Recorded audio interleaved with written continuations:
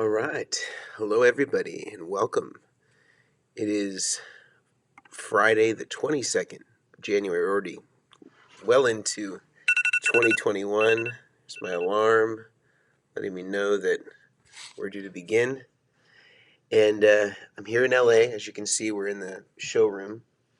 And just setting up some furniture here, knowing that Mejia will be down here shortly. You can see a desk back there, which is a output desk, which are really cool studio desks. They have like racks built in and all that stuff. And so we're really excited to get that kind of dealt with and ready for him, and getting the ISO room set up so that we can be recording in here again. If not, with artists in the near future, perhaps doing sort of safe demos and all that stuff. And at least Mejia can come here and just shred and have a super shredder event every day if he wants. But anyway, that's where I am. So it looks a little different than normal.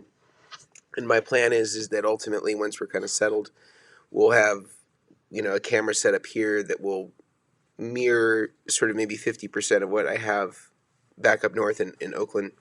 So we'll be able to really do almost exactly the same stuff here or there. It won't matter. So that'll be cool. And so today we're talking about bass rigs and versus, I should say, bass rigs versus guitar rigs, and where on the Venn diagram do they overlap, and where on the Venn diagram are they sort of different things. And this is going to be really cool because we're building a bass rig right now for one of our friends at Sweetwater, Robert Williams.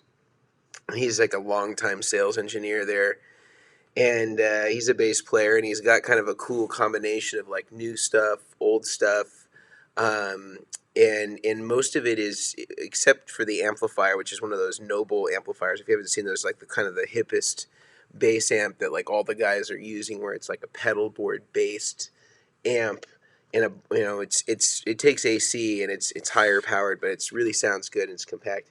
So we're going to talk about kind of where the differentiators are. So in the event that you ever want to build a bass rig, or somebody that's a bass player, or you're considering building one for yourself, you'll sort of know some of the things that are in common and some of the things that aren't. And there will of course be plenty of guitar talk in here. But yeah, we'll go through some of the questions that have been compiled during the week, and it doesn't look like there's too many of them. So we'll try to get through those quickly, and then get into some of this stuff. And hey, Matt, and Mejia reinstates the Super Shredder event. We got to do something with that name. I noticed that Corey Wong has been repurposing it in some of his live streams, so I'm confident that it's going to stick. Um, so, Skylar, starting us off today, is there any good, clean way to organize your board knowing that you'll potentially switch pedals in and out? Dual lock combos that are sturdy but somewhat easy to remove. Well, you could always go with the smaller number of loop version of the dual lock, which I think is the SJ3550. So you could use that on both sides, and then that would be a little easier to be able to remove without having to get out your crowbar or your upholstery tools to remove it. There's also another one that we've been using a little bit, which is actually pretty good, called Power Grip. And it's sort of an alternative to Dual Lock, but it's also very good, but it's a little lighter duty. And so that could be an alternative if you didn't want to go with just a standard sort of carpeted Velcro type thing. So that is an option. Um, Next question is about your wet dry wet video with 1 amp. Is this the way? This is the way I do it. Guitar into SP Comp, into Vertex Ultraphonics, into Steel String, into HX Effects main input, and then from the HX Send 1 to amp input, and then I use the ADA GS3 through to go to the speaker, and then the ADA output to return line level to the HX Effects 1, or return 1. And then I have the dry signal in my speaker and the wet effects in the HX left and right main outputs with all the routing possibilities. Is it possible to get a wiring diagram for a wet, dry, wet pedalboard interface for this purpose? Well, I think we have one on there that is this. And it's basically exactly the same as the stereo interface box, except you just need to add one more jack for the in front of the amp, and you need to add one more jack for the return. So in essence, all you're adding, you have your guitar in, you get your first buffer, your input buffer, you go through your dry effects. That then goes to the, to out of the HX send, and that will go to the front of the amp. And you probably would want to put another buffer there, so you have an input buffer, and then you have an output buffer at the end of the signal path, going back to the amp. Then you have your ADA box that's usually going through to the amp. That's then sending the signal back into your HX effects, um, and you're getting all your wet effects there, left and right. And then you have two more stereo outputs there, which both should have buffers on them. So it's basically exactly the same as the stereo buffer box, and then you're just adding like the effects loop component of it, like a send and return. So the send is passive, just a straight through, and then the returns are the two stereo outputs. Now, is that ADA thing? I think that's a speaker. I'm pretty sure it's a speaker emulating ADA GSC3. Let me just look this up so I can make sure that I'm really going for it for you. Okay, so ADA GSC or GCS3.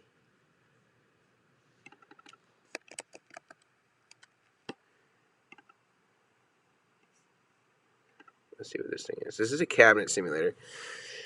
Yeah, so the feedback that I give to you though on this is if you're running this before, I'm looking at it here, if you're running this before your wets, it would sort of be a little different than how it would be ordinarily in a if you just used a line out box, so if you were using a line out box, you wouldn't be it's tapped off the output transformer and padded down to line level.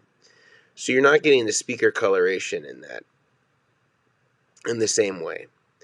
And so I think the speaker color, if there's going to be some for the wet that aren't part of the dry, the speaker should come after. And that's usually why I use the Cab Zeus, is because I can put the speaker and cabinet emulation sound for the wet after the wet effects, which is ordinarily how it would be if you had a Bradshaw system or whatever. You would have your Marshall, you'd have one 412 in the center, and that would be the dry cabinet. And then whatever the power amp was feeding with the wet effects, you would have the color of those cabinets and whatever speakers people had. Now, some people did really linear speakers, like EVM 12Ls, but other people would use vintage 30s, or some guys were even using the 112 Pacific monitors, and they were using vintage 30s in those. So I would say if there's a way to move the speaker simulation for the wet to after the effects, I almost think it would be more realistic in that regard. So but that's my feedback, and the same rules would apply in terms of the how you would do the buffer interface box. Um,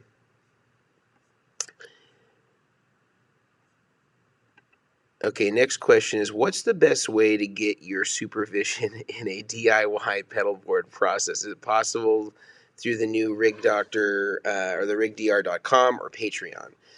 Well, in technically the most I've done in terms of doing this sort of thing for like a consult, like where I'm overseeing you doing it in real time, we've only done a little bit of this with people who are on, or are sort of like the premium members that do one-on-one phone conferencing or Zoom or FaceTime. And typically they're just coming because, obviously we have a time constraint there. It's on a limited amount of time. So they're usually focusing on like, how do I do this one thing that I'm struggling with? And I think typically between the videos and stuff like that, there probably shouldn't be a ton of things that you're going to need real direct instruction on.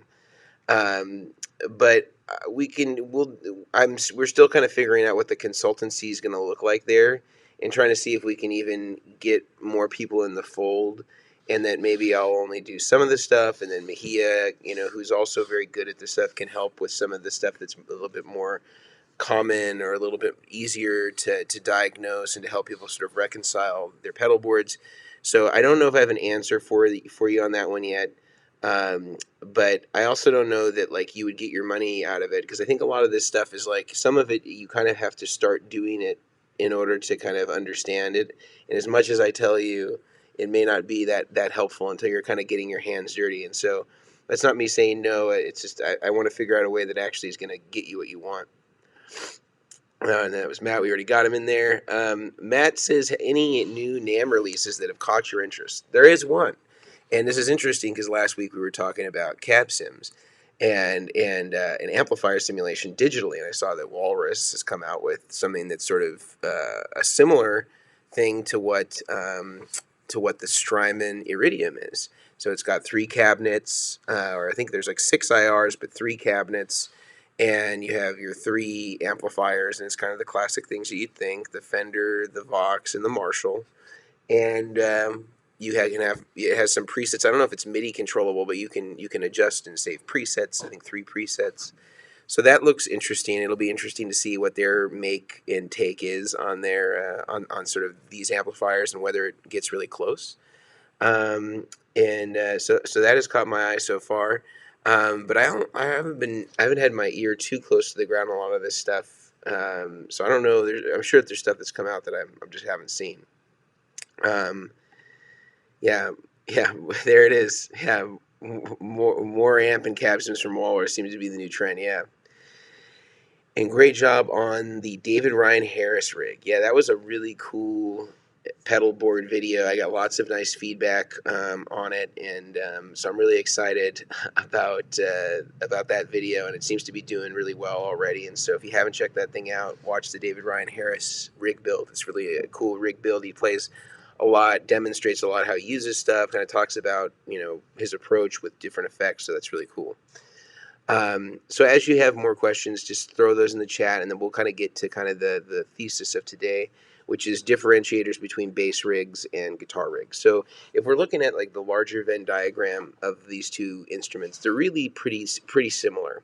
Most of the rules that apply in guitar apply to bass. So kind of thinking in terms of the holy trinity of tone. The switch mode power supply is still a must, right? We're still using and kind of harvesting from the same sort of echelon of pedals, the same sort of major food groups of pedals, from overdrives to distortions until delays, and maybe they're voiced a little bit differently, or the impedance is a little bit different, or the headroom might be a little bit different, or whether you have a parallel thing, which a lot of bass players love parallel blends. We're still dealing with some combination of analog and digital effects. Putting those in the pathway of your linear power supply that has a toroid or a C core or an R core transformer, it's still not a good idea, in particular if you have any sort of metal platform pedal board where the power supply sits underneath the pedals, and then you're putting pedals on top, and then you have the electromagnetic field just kind of pulsing through all of the pedals. It's not a recipe for success. It's not a recipe for low noise. So that totally holds true. High quality soldered cables, having a gas tight connection on all of your connections to the degree that it's possible. Obviously, as some people have pointed out, that a quarter-inch jack into a quarter-inch plug, that's not soldered, right? You're relying on a mechanical connection to be maintained, and corrosion, all these things can happen. I understand that, but let's stack the deck in our favor and still make sure that on the connections that we can control and make gas tight, that we do. And so that means, high quality soldered cables, preferably stuff that's relatively low capacitance, something between maybe 20 picofarads per foot to maybe 30 to 40 picofarads per foot. Especially if you're buffering, that's a pretty good, I think, sort of baseline to consider. Here's where things get a little bit different in terms of the Holy Trinity of tone, is in the buffering. So a lot of people who use basses often have active pickups. This is a very common thing amongst many bass players. And basically what active pickups is doing is, instead of putting the buffer on the input of the system, like I would ordinarily recommend, it's moving the buffer into the instrument itself, and it's starting that buffer or that low impedance signal at the source of the instrument, and then it's going into the system.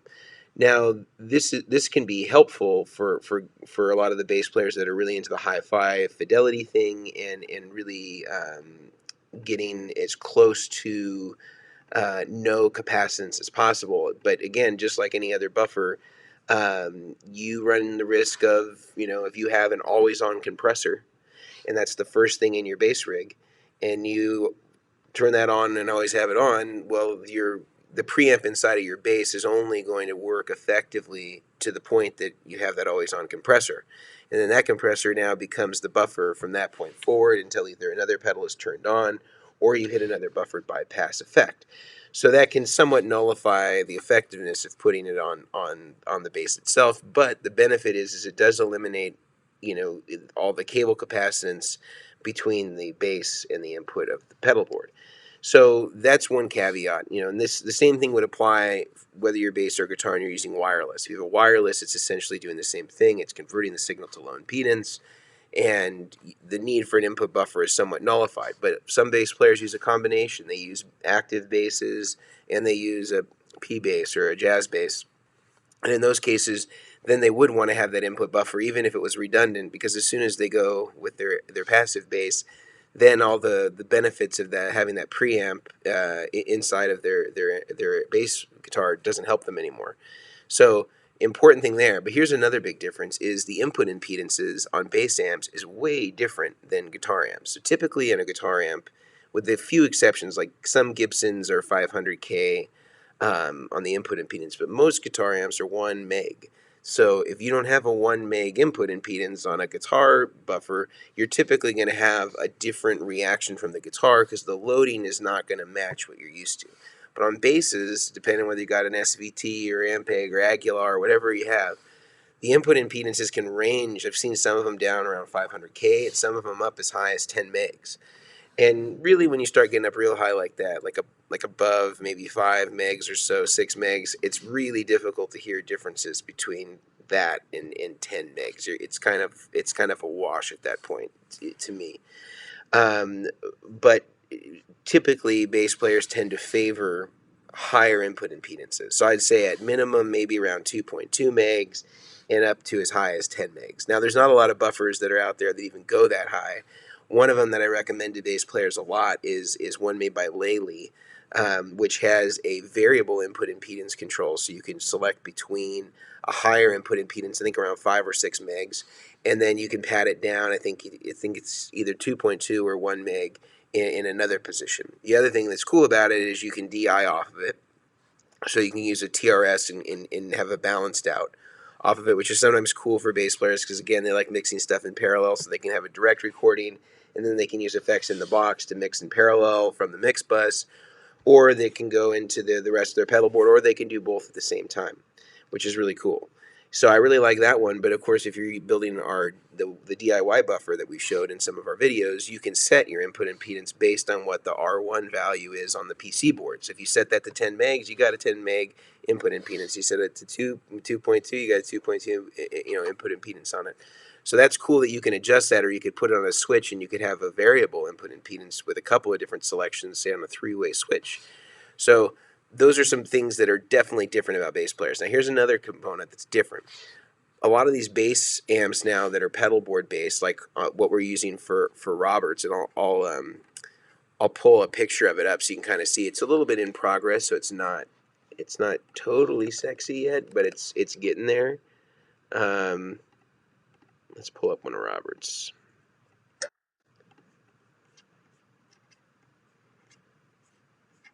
Here's a good one. All right. This is with the hatch open here, but you'll get a sense. Okay, so here's one. Actually, here's one closed. And this is a cool little interface thing that we did for him where you have your right angle IEC coming out of the back of the Zuma, and then we have all these D punches for all these Neutrik connectors. So we got a USB because that's controlling the synthesizer pedal that he has, the C4 from Source Audio. And then he's got his balanced XLR out, then that's coming from the bass amp. And then he's got a power con, which is basically just merging internally or Ying the Strymon Zuma and the bass amp, so he just has one location where everything is then being merged into a single amplifier, which is cool. He just has one place where he has to plug in. He doesn't have to worry about other stuff, which is way cool. So here's the other picture of it open. This is getting a little cooler looking, and so you can kind of see what's going on inside there. He's got the C4, he's got the Zuma, he's got a variety of bass effects in here, and then on the top he's got the Noble amplifier. He's got the HX Stomp. See if I can find one that's closed that you can see. Where's a closed one?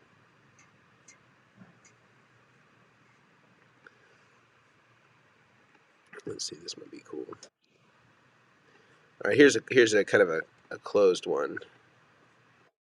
Whoops, let me bring that back. So here's a closed one.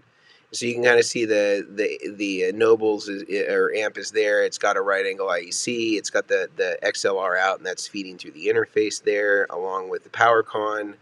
So this is kind of like the brain of the whole thing. It's all plugging into this amp. But to my point about the output buffers in this case, is that there really isn't a need for an output buffer because he's already going balanced out. So once it's balanced, usually the impedances on most of the balanced out are so low, there's no benefit for you to add a buffer either before that or after that because it's already going balanced at that point. So the impedances are really negligible in terms of there's no real inability for it to drive capacitance then on the output because we're no longer a single-ended system anymore. So a lot of the people who are using these pedal board based systems like that, pedal board based amps like the Noble that are playing bass, they don't need any output buffer because they got that. So if you were a guy that presumably was an active bass guy and you were using a Noble amp because it was going balanced out, XLR back to the mixing board or the DAW or whatever you're using in your interface, you actually wouldn't need an input or an output buffer. But if you wanted the flexibility to be able to use it with passive basses or active basses, at least putting an input buffer would be of value, preferably one that had a variable input impedance depending on what kind of amplifier it was going into, so you could match that input impedance appropriately. And then if you already have a balanced out, you probably don't need to use any output buffer. But if you're going to an amp that's behind you on stage, an SVT or an Aguilar or whatever you got, then in that case you would still want to use the output buffer, drive that long line back to the amplifier, and make sure that you're not having any cable capacitance as a result. But really, all in all, it's almost the same principles, the same things you would want to do, whether you got a bass amp or whether you have a guitar amp that you're going into, or you have a bass or a guitar that's feeding into the pedal board. It's 90% of the stuff is the same. There's just those few little caveats around input impedances, around the impedances of the amplifiers, and again, whether you're going balanced out to to your DAW or your mixing board, or whether you're going to go cabled back to the input of an amplifier and still remain single-ended. So that is kind of the big overview, and we actually will have a video about this coming probably in like 2 weeks, kind of talking about that Venn diagram, like best practices for bass rigs versus guitar rigs, kind of where they're the same, where they're different, and maybe show our bass viewers a little bit of love. Maybe there's not any of you in here in Patreon, but definitely want to give people that advice so that they really understand those differences. And we actually today even did a talk on this with Sweetwater, and it looks like they actually published this thing today.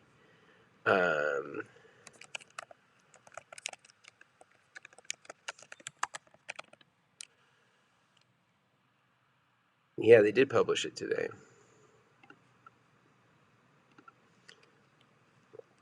I'll throw it in the chat here. So if anybody wants to watch it, and I do talk a little bit about bass buffers.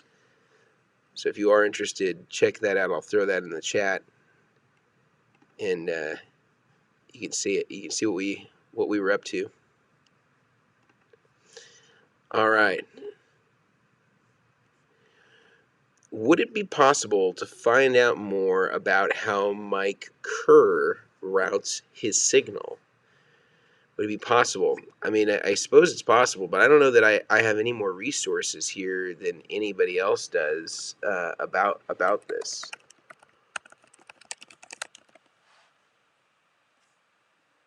Let's see. I mean, I see that there's just like, hold on. I'm seeing that like there's like different websites that kind of give like sort of a rundown of some of the things that you would need. His effects pedals. I don't know that it shows them in order though. It just shows like a list of 32 effects that he uses.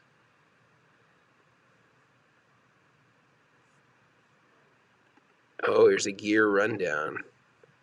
I'm going to pull this up on the screen here so we can all check out Mike Kerr.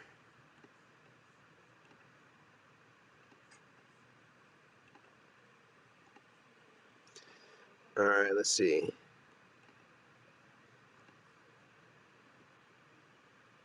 Mike Kerr.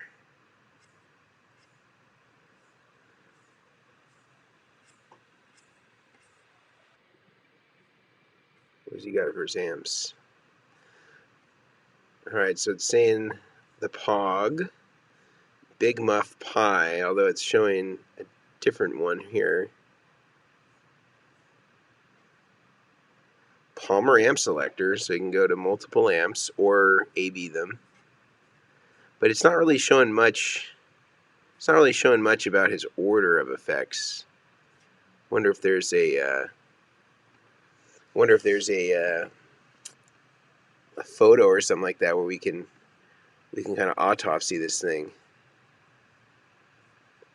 Let's go to images here. All right, so here's a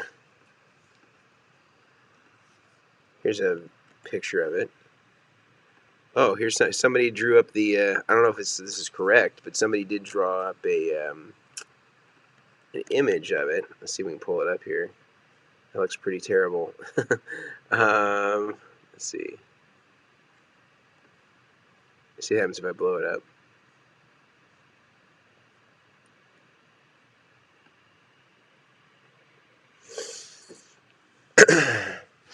It's coming up. It's taking a little while.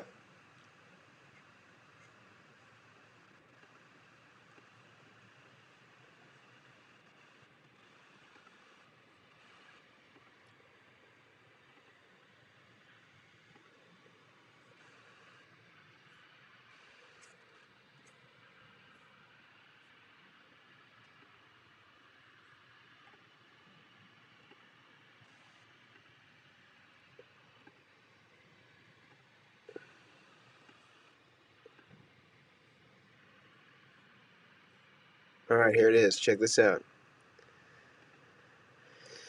So this is what it's saying. He's going bass into a tuner, which acts as a mute. So that's cool. But again, depending on what his bass is now, it looked like he had some older Fender basses. So 1 meg might be fine, which is the input impedance of the TU3. And the output impedance is probably not that critical because then he's hitting a harmonist that's used as a dive bomb effect. Then that's going into the input of the amp selector. So this is basically giving him 3 different lines. This is kind of a cool idea, actually. So one goes into a dry path. So that's out of the amp 3. So that's going to a line selector, which is basically, looks like that's feeding a Super 100 Bassman. So he's got a dry path, which is just basically the harmonist and the tuner directly to one amplifier. Then amp 2 feeds a Pog, which feeds another harmonist for a octave solo, which feeds the reverb, which feeds another. This feeds a guitar amp, a supersonic combo. That's cool. Okay, and then amp 1 feeds another line selector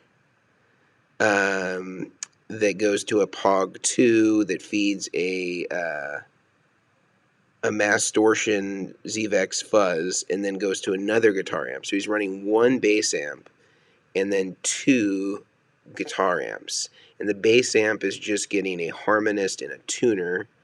And then he's using the line selector input, I think is just a mix control. So he's just using it to balance the wet versus dry effect of the direct versus the affected sound. It's kind of a cool little thing he has where he's using 2 guitar amps and 1 bass amp. So the bass is just getting the dry sound all the time, and then the other 2 are getting the affected sound, which is pretty cool. And he only has reverb into one amp. So presuming that this is right, um, that's kind of actually an interesting approach to doing that.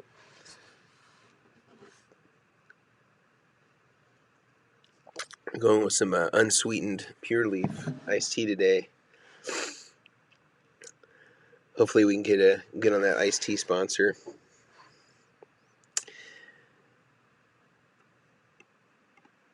Anything else is on people's minds today? Things about your rig, things that you've seen in this socially distanced NAMM release that people are interested in?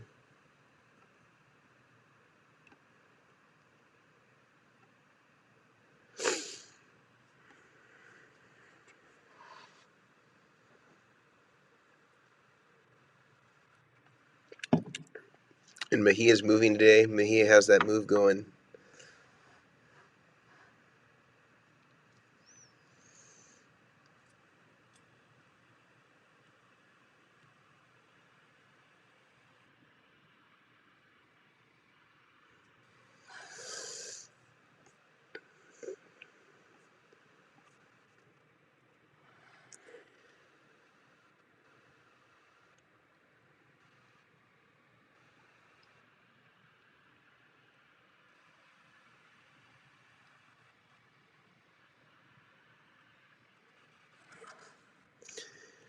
Mejia's packing stuff now. He's making the move all the way from San Francisco to LA. While listening to the stream, we should have Papa Mejia come and chime in on his favorite bass rig. Will Vertex ever get into the AmpSim IR space one day? I don't. This is an interesting question. I feel like I could do an analog version of it. It wouldn't be as flexible, obviously, because you would have some limitation. Not going digitally, but I think it would sound better. There would just be fewer options. I think no matter what, though, if you're getting into IRs, you have to have the software, and probably for somebody like me that's not skilled in doing programming, I would either have to farm that out or I'd have to license it. So like Mesa Boogie licenses 2 notes for their impulse responses on the cab clone IR. So it's not something that they're doing internally because they kind of know that they have this limitation, and they're just going to somebody that already has a library of IRs that understands how this works, and that they can kind of harvest the presets that they want to kind of include. So this is a possibility that we could do something like that. Although I think obviously if it's us, we would probably do the Dumble based, sort of analog preamps, and then have sort of an impulse responses that were kind of classical Dumble cabinets. So that could be a possibility. And we've kind of already gone that way a little bit. My concern is that again, doing it with all analog, how do we make it that small? Because if you look at the Steel String Supreme, for example, it's already almost as big as an Iridium. Um, so how do we add, let's say, and maybe it's just like a 2-channel thing. Maybe it's like a steel string channel for clean and an overdrive special channel for dirty, and some sort of boost. That's possible. Papa Mejia is all about DI bass rigs. Old school. Very old school. Just dry, straight in.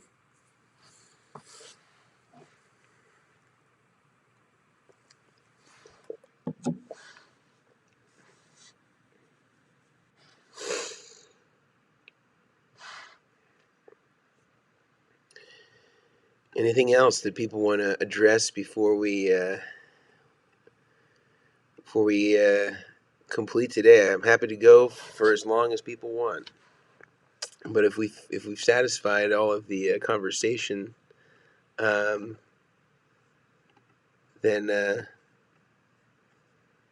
we may not need to continue.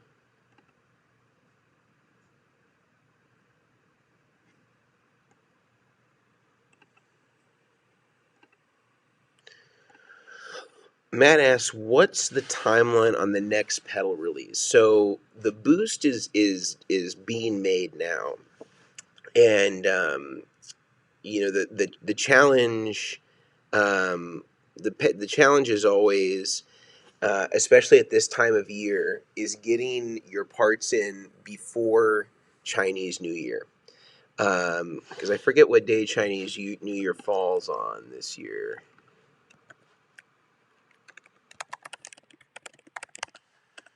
For Chinese New Year, it's February 12th. So the challenge always with Chinese New Year, because whether we acknowledge it or not, most of our parts, foot switches, jacks, even if they're from a reputable brand, they're almost all invariably manufactured in China, especially for small electronics. So sometimes when you get around this time of the year, there's always this big push between January 1 and February 12 to like get everything that you're going to need before then, because everything gets delayed a couple of weeks around Chinese New Year. And so I was told by our manufacturing that we were able to get everything ordered and in before that's going to happen. That'll be the main determining factor. So I would say realistically, probably the first week of March. Best case scenario, maybe we'll get it end of February. But February is a short month. So this is our plan, and I really like it this way because I've always found that it seems to be foolish to try to compete with the trade show, because every company is releasing everything that they have, or at least for the next quarter or half year. Um, and so there's so much noise in that space, it's really hard to cut through. And so I always kind of found that, like, either doing a release before NAMM or a month or two after NAMM, so that you're not competing and having all of your attention cannibalized between, you know, all this stuff, just seems like it's not a great idea. So March was for that, and then we'll also have the ultraphonics, smaller ultraphonics, which will probably be about 2 or 3 months after that. And then we're working on some other stuff too, and I'll kind of tell you more about that as they start to materialize into something real. Um, can you talk about speaker cable length? Doesn't it's not like guitar. Doesn't matter. I mean, like, it would matter if you're talking about hundreds of feet, but really there's just a mathematical formula for the thickness of the cable versus the length. But most of us would never exceed that to the point where we would need really thick cables. And the problem with using cables that are too thick is that they're really heavy. And I've seen instances where guys wanted to use like 10 gauge speaker wire, and the speaker cable is so heavy that it actually pulls the jack out of the amplifier because it's so heavy, because it's just straight copper.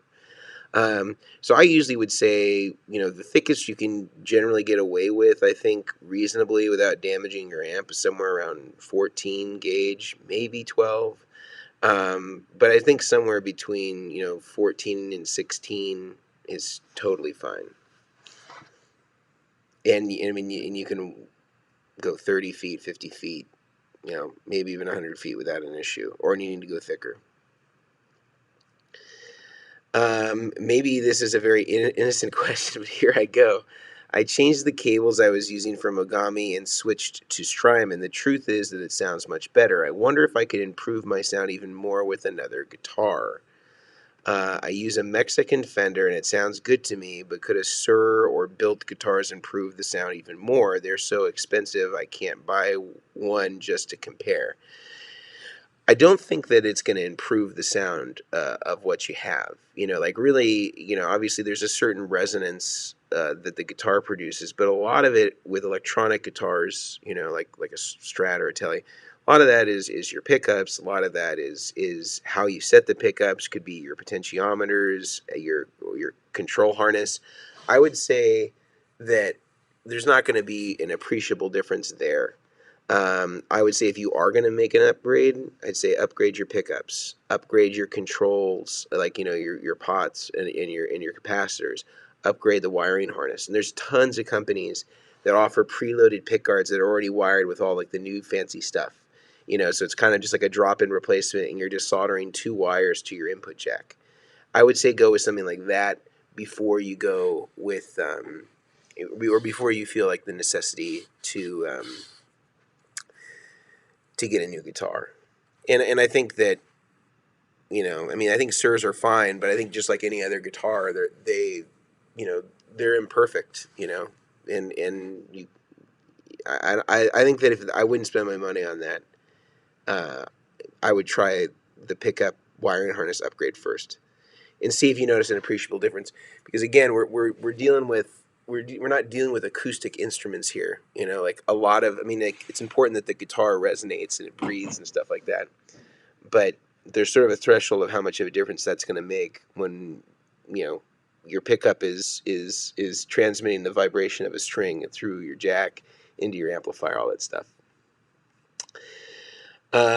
Alexander, with me running 50-foot cable runs, I'm severely degrading my tone. And is this hazardous to the amp in any way? I think you're talking about the speaker cable stuff. Is that what you mean in terms of 50-foot cables? I mean, the 50-foot speaker cable is not what's going to degrade your tone. It's a 50-foot audio cable. It's going to degrade your tone unless you have an output buffer that's driving that line back so that capacitance is dealt with properly. With me running, or here's the second part of that question. The Ampeg B15N uses a 4-pin XLR as a speaker connector, and I'm not sure if this makes a difference or not. Well, I mean, I'm presuming that they're probably just assigning two leads to one side of the speaker cable and the other two to the other side, unless there's something else that's doing in there that I'm not sure about. Um, I would presume that that's probably how it's wired. But again, the speaker cable, I do not think is going to be your problem. I think it's going to be impedances and an inability for most guitar effects to drive, or bass effects to drive, any amount of cable capacitance on their output. And the more capacitance there is, the worse they are and more unstable they are, and being able to drive that. In my studio, I run all my amp heads into an amp switcher, an Ampeg amp selector. From there, I run the speaker cables through a wall into a spare bedroom down the hall. My total cable length is 15 feet. Again, you still have to get your instrument cables there 50 feet. So again, if you're not using a high quality buffer, I would say that would be where your problem is. I don't think it has anything to do with your speaker cable. Looking for a good recommendation for a speaker between 100 and 200 for a 65 Newcomb Pathfinder amp. I just got it. I just got that it runs two Bugle Boy EL84s in the preamp. Do you know the impedance, Matt? Is it a 4 ohm? Is it a 8 ohm? Is it a 16 ohm? Because if you want to keep with sort of the Voxy thing, obviously the classics are always the Alnico speakers. The blues and the golds and stuff like that are usually what some people gravitate towards. But some people like greenbacks, like Michael Pope from Bethel loves greenbacks and Voxes. I don't like that sound so much for the classic Vox sound. Not that it doesn't sound good. I just doesn't strike me as Vox. So answer that question for me, Matt. And we'll come back to it. Alexander's Guitar Studio, amazing. Thank you very much. Makes sense. Yeah. So I just say, if you're currently relying on your last pedal, I don't know what it is, but unless it's got a 100 ohm output impedance, um, I wouldn't mess with it. I wouldn't use that as my buffer. I would get a high quality dedicated buffer, even if it's just the $50 DIY buffer that I show you how to make with a kit. Using a bill of materials that we provide. That's even going to be better than most pedals. But I don't know. Let me know what's the pedal that's driving it. What's the last thing before it's driving the cable back to the amp? That's the question, I suppose. Okay, so Matt says that on this speaker it has every impedance is available. All right, so I would say I'd say if you want a really classical Vox thing, Celestion Gold, Celestion Blue, they're pretty expensive. If you want something that is kind of like that's better at taking overdrive without getting really farty, like a G1265 is really good. What else would I like? I've been liking the creambacks a lot. There's also an Alnico version of the creamback that's really cool. I haven't tried any of the Warehouse ones, but some people have told me that Warehouse has some cool Alnico speakers. It just kind of depends on like what you want to go for. Like obviously a Celestion Gold I think is 60 watts, and that would probably be enough for you with that amp for a 112. And they make those. Excuse me. They make those in 8 and 16 ohms. I don't think Celestions usually come in 4s, but that would be what I would suggest. Okay, so Alexander's Guitar Studio.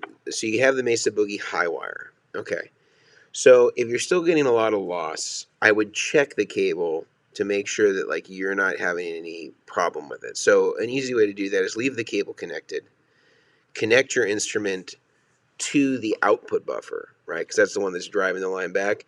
So you would like plug the guitar into the return and then leave the output to the amp as the output of the amp. And see if you notice an appreciable difference there.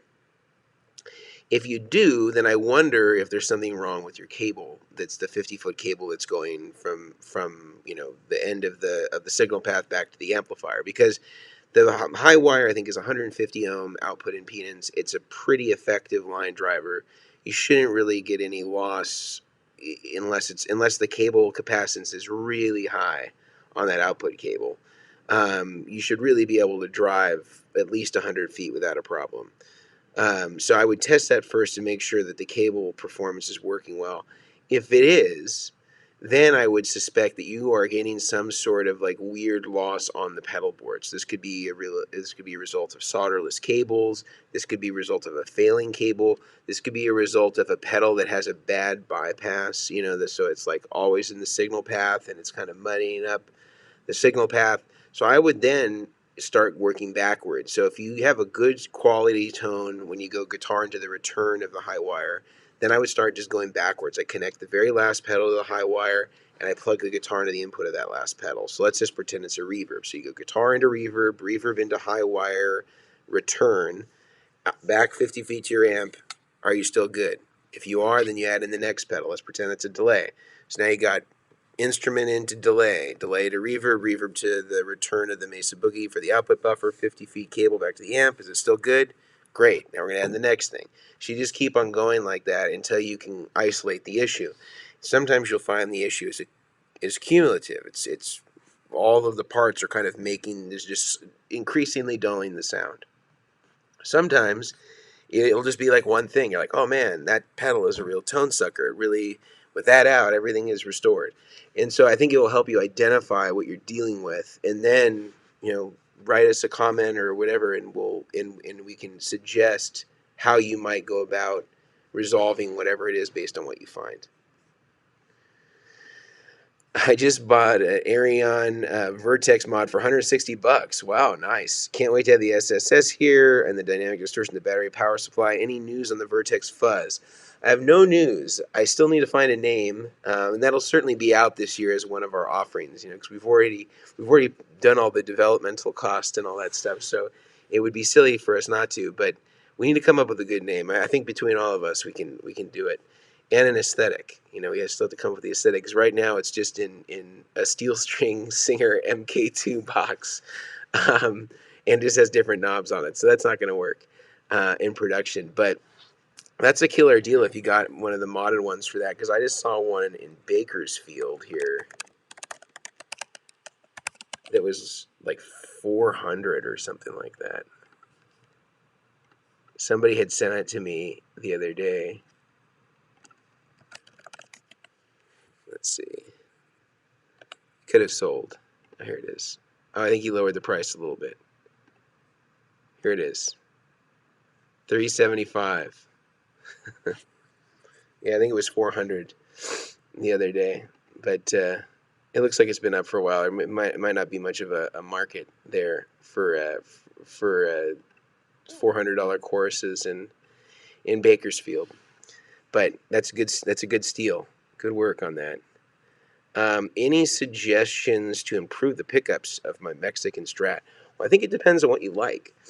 I always like and this is not a cool answer, but I always like getting the Fender pickups, and the reason why is you can get them everywhere, and you can start. It's easy to create a bass line. They're very inexpensive. So my favorite combination of Fender pickups, and again, this has to be tempered with every guitar is different. Every guitar is an amalgamation of multiple pieces of wood, maybe even from different continents, glued together, and we're crossing our fingers that at the end of the day they actually sound good when they've taken swamp ash from 3 different continents and glued them in to make them one solid guitar. So I would say that usually what I do is I go with a combination that I know really well, and then I mix and match. And my favorite, usually, if the guitar is pretty neutral, I like using the 69 custom shop pickup in the neck. I think that they're like $60 or $50 if you get them on Reverb. This is a single.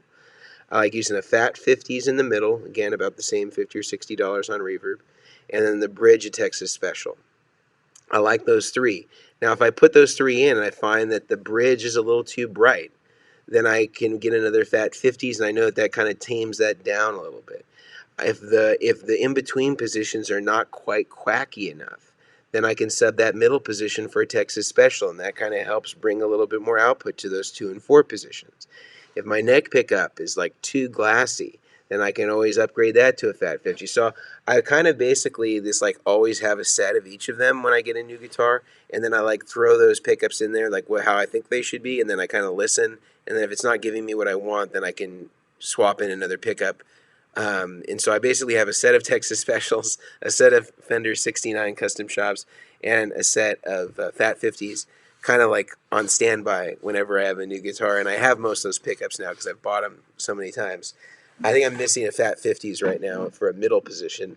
So I'll have to buy one of those eventually if I end up getting another Strat. Although I'm saying now, I don't need another Strat, knock on wood. But that's usually what I do because every guitar, how it exaggerates certain frequencies, is going to vary to a degree. And so, I think it's important that you have a couple of options to go to. Yeah, my pleasure. Yeah, and so I mean, I do think it's like a misnomer. When people are like, "Well, I love." I only will use Lindy Fralin blues specials. That's all I'll use. And but what if like the piece of wood that you got this time is like doesn't need help in the frequencies that those really push hard? Because if they don't, then what's the point? Like what it's sort of like telling everybody, well, I wear a size 11, so everybody should wear a size 11. It's like every foot is different. Some feet are wide, some feet are narrow. Like there's just different. The guitars are just different in what they need. I'm using a Fender Noiseless in the Fender Blues Deluxe reissue. Well, and so on all these, I mean, those aren't bad pickups. They'll be noisier, that's for sure. So if you want to stick with noiseless and you want it to be really quiet, I wouldn't suggest the ones that I suggested because they are going to get 60 cycle hum for sure. If you want to stick with noiseless, I've had the best results with the DiMarzio area pickups.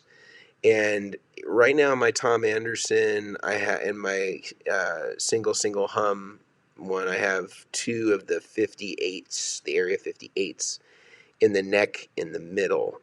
And then on the Dan Huff one that I had, that had a 69 or 67 area pickup and a 60. So 67 in the neck and a 60 in the middle. And then it had a Tyler secret pickup or something like that in the bridge. And I think on the Tom Anderson, I put a Eddie Van Halen pickup, the Seymour Duncan AVH pickup, the 78 pickup, I think is what it's called. But so I haven't messed a lot with their bridge pickups, but I presume that it would be sort of a similar type thing. But those are fairly affordable too, the DiMarzios, and pretty available. So I would suggest going that direction if you want to maintain the noiseless aspect. And I think just kind of looking around here that it looks like you can get a pre-wired pickguard too. So you can get the DiMarzios. If it's more of a '60s era Strat, then you could just get all 60s pickups. It's more of a 50s era Strat. You can get the 50s era pickups. And it looks like you can just get a pre-wired pickguard that's already ready to go. And so you just drop it in and you just solder on 2 jacks to the input jack just for the tip and the sleeve, and then you're done. So that could be an easy way to do it.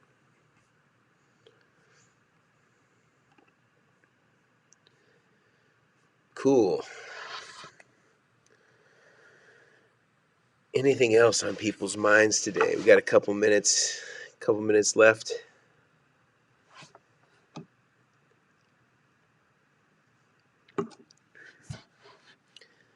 Yeah, man, you're gonna be styling here with all your new pedals and new pickups.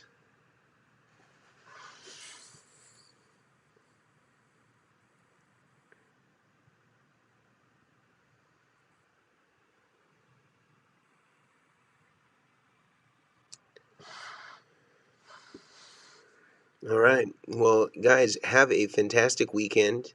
It looks like there's going to be rain here in LA. So, Mahia, I'm sorry for that. Hopefully, it's not raining as you're moving your stuff back down to your house.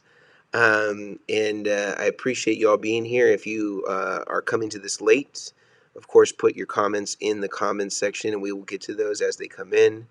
And if there's anything, of course, on your mind throughout the weekend, you can always put that on Patreon. Again, this is, we do this, to provide the best information we can to you. So please feel free to use the resource as often or as little as you want. And we will see you next Friday. I'll be back in Oakland, and so we'll be back to our normal setup. Yeah, and Alexander, you too, and let me know how it goes on the troubleshooting with your rig. I'm curious. All right, guys, see ya. Oh yeah, have yeah. Good luck, Mahia.